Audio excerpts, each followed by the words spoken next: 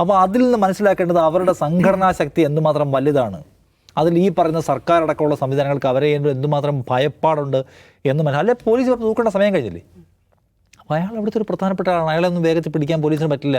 Association secretary ഇവിടെ കയറണ്ടെന്ന് പറഞ്ഞ് police ഇങ്ങനെ തിരിച്ചു പോകുന്നു. അങ്ങനെ എല്ലായിടത്തും പറ്റുമോ?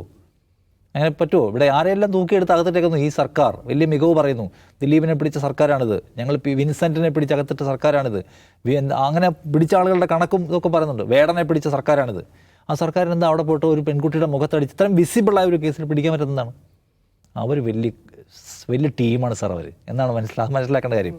അപ്പോൾ അതിനെ ആ സ്ത്രീ ഭയപ്പെടുന്നുണ്ട്. എനിക്ക് അവരോട് പറയാനുള്ള കാര്യം അതിൽ ഭയപ്പെടാതിരിക്കുക എന്നുള്ളതാണ്. അങ്ങനെ ഭയപ്പെട്ടാൽ നോക്കൂ, ഈ എല്ലാ തരത്തിലുള്ള ആശ്രയവും നഷ്ടപ്പെട്ട മനുഷ്യർ അവസാനം കോടതിയെ സമീപിക്കുമ്പോൾ അവർക്ക്, പ്രത്യേകിച്ച് സ്ത്രീകൾ, ഇന്നിപ്പോൾ നമ്മൾ താമരശ്ശേരിയിൽ നിന്ന് പോലും കണ്ടു ഭർത്താവിൻ്റെ ക്രൂരമായ മർദ്ദനമേറ്റ ഒരു സ്ത്രീ, അവർക്ക് ഓടിച്ചെല്ലേണ്ട എവിടേക്കാണ്? പോലീസ് സ്റ്റേഷൻ കഴിഞ്ഞാൽ കോടതിയിലേക്കാണ്. അത്തരത്തിൽ വരുന്ന സ്ത്രീകളെ കൈപിടിച്ചുയർത്തുകയും നിയമപരമായ അവർക്ക് ബോധ്യം ഉണ്ടാക്കി കൊടുക്കുകയും അവരെ കോടതികളിൽ ഫൈറ്റ് ചെയ്യാനുള്ള ഊർജ്ജം കൊടുക്കുകയും ചെയ്യേണ്ട സവിശേഷ ഉത്തരവാദിത്തമുള്ള ആൾക്കാരാണ് ശ്യാമലിയെപ്പോലുള്ള ആൾക്കാർ.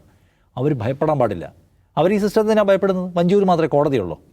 അപ്പോൾ അതുകൊണ്ട് അവർക്ക് കുറച്ചുകൂടെ ഉച്ചത്തിൽ അവർക്ക് നേരിട്ട് അവർക്ക് നേരെ നടത്തിയിട്ടുള്ള ഇതൊരു ഗുരുതരമായ ക്രിമിനൽ കുറ്റമാണ്. അതിന് പോലീസ് നടപടി ഉണ്ടാവുകയും ജയിലെങ്കിൽ ജയിൽ ഉണ്ടാവേണ്ട കുറ്റമാണത്.